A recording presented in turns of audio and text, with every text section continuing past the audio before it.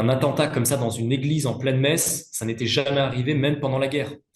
Donc cet acte est très grave. Et hier, le patriarche grec-orthodoxe, lorsqu'il a pris la parole durant le prêche et les enterrements, a dit qu'il n'y avait pas eu ce type d'acte en Syrie depuis les massacres qui avaient eu lieu depuis 1860.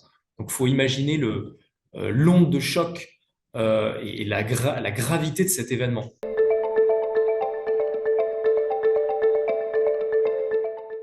L'attaque a eu lieu dimanche soir hein, dans une église grecque-orthodoxe d'un quartier qui se trouve au sud de Damas, qui s'appelle Douelra, qui est un quartier chrétien populaire. Un homme est entré armé dans cette église en pleine messe, a tiré avec une arme automatique sur les fidèles et s'est fait exploser avec une ceinture explosive. Et donc, on dénombre aujourd'hui 27 morts et une soixantaine de blessés. Donc, je me suis rendu hier euh, au chevet des blessés, des gens qui ont été touchés par cet attentat. Ce sont donc des femmes, des enfants, des personnes âgées. Et il y avait hier également les funérailles qui se sont déroulées à Damas, dans les différentes paroisses de la ville. Et aujourd'hui, l'acte a été revendiqué par un groupe djihadiste, mais qui n'est pas Daesh, qui serait des anciens du HTS, du Hayat Tahrir Sham, qui s'opposent aux nouvelles autorités de Damas. Faut remettre cet attentat dans son contexte. Donc, c'est une population qui a été abandonnée par tous et qui est aujourd'hui multi-traumatisée. Et dans ce contexte-là, la communauté chrétienne de Syrie, qui est une communauté autochtone, a été très touchée par ces 14 années de guerre. C'est une communauté qui s'est réduite comme peau de chagrin. On a perdu à peu près 70% des membres de cette communauté en 14 ans de guerre. Et donc, c'est dans ce contexte-là qu'est intervenu cet attentat. Donc, c'est une communauté qui est déjà très fragile, très vulnérable. Et, euh, et ce qui se joue pour elle aujourd'hui, c'est son existence en réalité.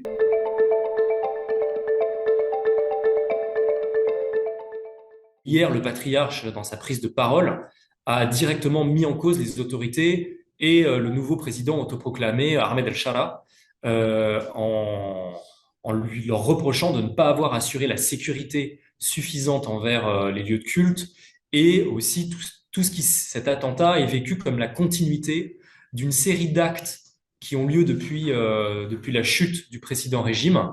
On se rappelle du massacre des populations alaouites au mois de mars, des tensions et du conflit avec la communauté druze il y a quelques semaines, et de tout un tas d'actes qui ont lieu dans les rues syriennes, avec notamment des insultes, des humiliations, des véhicules qui passent parfois avec des haut-parleurs pour demander aux chrétiens de se convertir, en leur disant qu'ils sont des mécréants. Et lorsque les communautés chrétiennes viennent se plaindre auprès des autorités de ces actes qui les visent, elles ne sont pas suffisamment écoutées ni prises au sérieux et les problèmes ne sont pas réglés. Et donc, si vous voulez, oui, les chrétiens sont en colère. Et donc, ce qui a aussi beaucoup blessé la communauté, c'est que hier, malgré la gravité de cet événement, le président n'est pas venu présenter ses condoléances auprès des familles, ni auprès du patriarche et de la communauté. Donc, si vous voulez, les chrétiens ont le sentiment d'être marginalisés. Or, ils ne veulent pas être marginalisés, ce ne sont pas des étrangers sur ce pays, ils veulent être considérés comme des citoyens à part entière. Ils ne demandent pas de privilèges, mais ils ne veulent pas non plus être considérés comme des citoyens de seconde zone. Donc, il y a cette immense tristesse, cette onde de choc. Il y aura un avant et un après cet attentat, mais aussi cette colère et ce message adressé aux autorités, et au-delà des autorités, un message adressé aussi à la communauté internationale. Encore une fois, ce qui se joue en Syrie pour nos amis, nos partenaires chrétiens de Syrie, c'est pas juste leur avenir politique, c'est pas juste une question de sécurité ou de reconstruction, c'est leur existence, ce qui est très grave au regard de la présence de cette communauté, de son histoire, du rôle qu'elle joue actuellement en Syrie. Il faut imaginer que derrière la communauté chrétienne, il y a des écoles, il y a des dispensaires, il y a des hôpitaux, il y a des associations qui accueillent et qui servent toute la population, qu'elle soit chrétienne ou musulmane.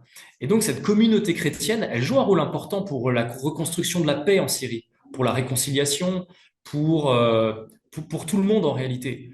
Et donc Donc nous, le cri d'alarme qu'on veut dire, c'est qu'aujourd'hui, cette communauté, elle est très fragile, elle est très vulnérable, et que cette vulnérabilité-là n'est pas suffisamment prise en compte par les organisations internationales, par les grands bailleurs, par les pays. Voilà. Il faut envoyer davantage de signaux positifs à cette communauté, et pas juste par des belles paroles, pas juste en présentant des condoléances, et pas seulement en condamnant, mais par des actes, en la soutenant, en mettant en place des instruments de soutien financier, mais aussi des instruments de protection, ne serait-ce que juridique, en leur offrant davantage d'espace de plaidoyer. Parce qu'aujourd'hui, leur voix est inaudible. Et ils me l'ont dit lorsque je les ai rencontrés, ils ont le sentiment d'être oubliés. Et cet oubli-là, les Syriens et les chrétiens l'ont vécu pendant 14 années de guerre. Et il est absolument anormal, après un acte aussi grave, une attaque dans une église en pleine messe, qu'on en entende si peu parler. Mais nous croyons à cette présence de la communauté chrétienne de Syrie. Elle a déjà traversé des épreuves dans son histoire, mais on croit qu'elle a un rôle véritablement à jouer dans les années à venir pour reconstruire ce pays.